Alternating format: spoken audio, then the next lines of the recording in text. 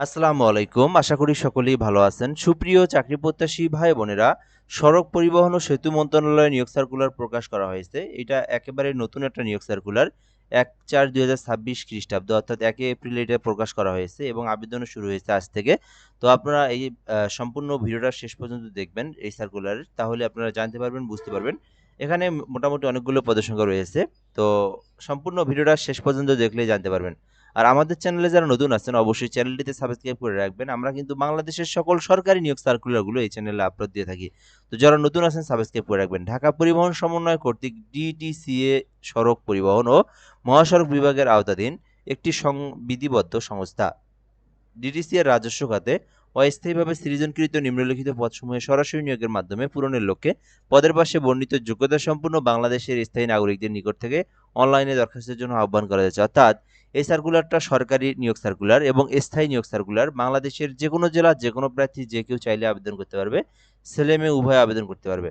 আর এটা কিন্তু ঢাকা পরিবহন সমন্বয় কর্তৃক ডিটিসি এর সড়ক পরিবহন ও সেতু মন্ত্রণালয়ের নিয়োগ সার্কুলার। তো ১ নম্বর পদের নাম ব্যক্তিগত সহকারী, যেখানে মোট ৪টি পদ রয়েছে। শিক্ষাগত যোগ্যতা চাওয়া হয়েছে যেকোনো স্বীকৃত বিশ্ববিদ্যালয় হইতে স্নাতক ডিগ্রি সহ কম্পিউটার ব্যবহার সংক্রান্ত ওয়ার্ড প্রসেসিং, ডাটা এন্ট্রি ও টাইপিং ইত্যাদি সর্বনিম্ন গতি নিম্নরূপ থাকতে হবে। প্রতি মিনিটে ২৫ শব্দ এবং ৩০ শব্দ। অর্থাৎ যারা ব্যক্তিগত সহকারী এই পদে আবেদন করতে চান ১৩ গ্রেডের, এইটাতে আপনার আবেদনের জন্য শিক্ষাগত যোগ্যতা প্রয়োজন হবে। অনার্স পাস অথবা ডিগ্রি পাস করে আবেদন করতে পারবেন। আর কম্পিউটার সম্পর্কে অভিজ্ঞতার প্রয়োজন রয়েছে। এরপরে রয়েছে কম্পিউটার অপারেটর, যেখানে ১৪ গ্রেডে ৭টি পদ রয়েছে। শিক্ষাগত যোগ্যতা চাওয়া হয়েছে যেকোনো স্বীকৃত বিশ্ববিদ্যালয় থেকে বিজ্ঞান বিভাগে স্নাতক ডিগ্রি। তো যারা সায়েন্স ডিপার্টমেন্ট থেকে যারা লেখাপড়া করেছেন, অনার্স পাস করেছেন অথবা ডিগ্রি কমপ্লিট করেছেন এবং যাদের কম্পিউটার সম্পর্কে বেসিক দক্ষতাগুলো রয়েছে, আপনারা এই কম্পিউটার অপারেটর পদে আবেদন করতে পারবেন। এরপরে রয়েছে স্টোর কিপার, যেখানে একটি পদ রয়েছে। স্নাতক ডিগ্রি থাকলে আবেদন করতে পারবেন। ৩ বছরের অভিজ্ঞতার প্রয়োজন রয়েছে। যারা শুধুমাত্র অনার্স পাস করেছেন তাহলে আবেদন করতে পারবেন এই স্টোর কিপার পদটিতে। এছাড়াও অ্যাকাউন্টস ক্লার্ক রয়েছে, যেখানে স্বীকৃতি যেকোনো বিশ্ববিদ্যালয় হইতে বাণিজ্য শাখা থেকে স্নাতক ডিগ্রি। তো যারা বিজনেস অ্যাডমিনিস্ট্রেশন নিয়ে যারা অনার্স পাস করেছেন অথবা ডিগ্রি করেছেন, তারা কিন্তু এই যে অ্যাকাউন্টস ক্লার্ক এইটাতে আবেদন করতে পারবেন। এটা কিন্তু ১৬ গ্রেডের। এরপরে রয়েছে সহকারী স্টোর কিপার, একটি পদ রয়েছে। উচ্চ মাধ্যমিক স্কুল সার্টিফিকেট থাকতে হবে। অর্থাৎ শুধুমাত্র এইচএসসি পাস করলে আপনারা এটাতে আবেদন করতে পারবেন। এছাড়া বেসিক কম্পিউটার সম্পর্কে দক্ষতা থাকলেই সহকারী স্টোর কিপারে আবেদন করতে পারবেন। এরপরে রয়েছে অফিস সহকারী কাম কম্পিউটার মুদ্রাক্ষরিক ১৬ গ্রেডের ৪টি পদ রয়েছে। শিক্ষাগত যোগ্যতা চাওয়া হয়েছে যেকোনো স্বীকৃতি বোর্ড হইতে উচ্চ মাধ্যমিক সার্টিফিকেট, অর্থাৎ শুধুমাত্র এইচএসসি পাস করলে আপনারা অফিস সহকারী কাম কম্পিউটার মুদ্রাক্ষরিকে আবেদন করতে পারবেন। আর এখানে মিনিমাম ২০ শব্দ বাংলা ইংরেজিতে থাকলে আবেদন করা যাবে। অর্থাৎ বেসিক কম্পিউটার সম্পর্কে জানা থাকলে আবেদন করতে পারবেন। এরপরে রয়েছে সার্ভেয়ার, যেখানে একটি পদ রয়েছে। ডিপ্লোমা ইন সার্ভে নিয়ে যদি আপনারা ডিপ্লোমা করে থাকেন, কমপ্লিট করে থাকেন, তাহলে আবেদন করতে পারবেন। এরপরে রয়েছে ডাটা এন্ট্রি অপারেটর, যেখানে একটি পদ রয়েছে। শুধুমাত্র উচ্চ মাধ্যমিক থাকলে আবেদন করা যাবে। এরপরে রয়েছে ড্রাফটসম্যান, যেখানে ৩টি পদ রয়েছে। উচ্চ মাধ্যমিক থাকলে আবেদন করতে পারবেন। এই হলো মূলত বিষয়। এই সার্কুলারে আপনি আপনার শিক্ষাগত যোগ্যতা অনুযায়ী যে পদে ইচ্ছে সেই পদে আবেদন করতে পারবেন। বেসিক্যালি যারা উচ্চ মাধ্যমিক এইচএসসি পাস করেছেন এবং কম্পিউটার সম্পর্কে একেবারে বেসিক নলেজগুলো জানা রয়েছে, আপনারা এখান থেকে যেকোনো পদে আবেদন করতে পারেন।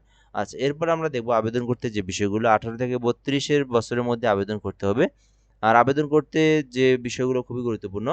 তো কিভাবে আবেদন করবেন? আবেদনের প্রসেসটা কি? আবেদনের প্রসেসটা হচ্ছে, যারা নিজেরা আবেদন করতে পারেন, গুগল অথবা ক্রোম ব্রাউজারে যাবেন। যাওয়ার পরে dtca.teletalk.com.bd লিখে অনলাইনে সার্চ করবেন। তাহলেই অ্যাপ্লিকেশন ইনফরমেশনের যে ওয়েবসাইট সেটা আপনি পেয়ে যাবেন।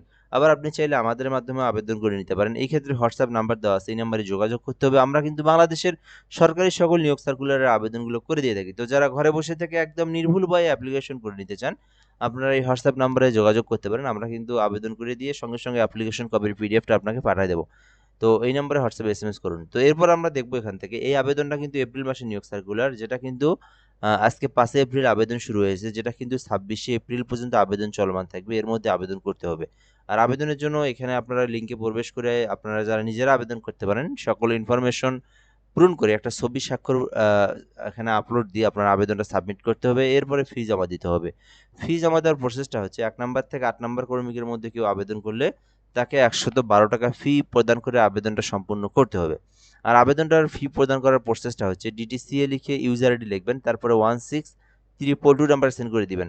তো এরপর একটা পিন নাম্বার দেওয়া হয়, আবার আপনারা ডিটিসিএ স্পেস ইয়েস লিখবেন, তারপরে পিন নাম্বার লিখে 16342 নাম্বার সেন্ড করলেই আপনার কিন্তু পেমেন্টটা সাকসেসফুলি সম্পূর্ণ হয়ে যাবে। তো এই ছিল মূলত আজকের ভিডিও, আজকের সার্কুলার নিয়ে সকল তথ্য। যারা আবেদন করতে চান দ্রুত সময়ের মধ্যে এই সার্কুলারে আবেদন করুন। এটা হচ্ছে সড়ক পরিবহন ও সেতু মন্ত্রণালয়ের নিয়োগ সার্কুলার, সরকারি স্থায়ী রাজস্ব খাতভুক্ত নিয়োগ সার্কুলার। তো এই সার্কুলার নিয়ে আর কোনো কিছু জানার থাকলে আপনি কমেন্ট বক্সে জানাতে পারেন, ইনশাআল্লাহ আমরা রিপ্লাই দেবো। আর আমাদের চ্যানেলে অবশ্যই সাবস্ক্রাইব করে রাখবেন। ভালো থাকবেন, আসসালামু আলাইকুম।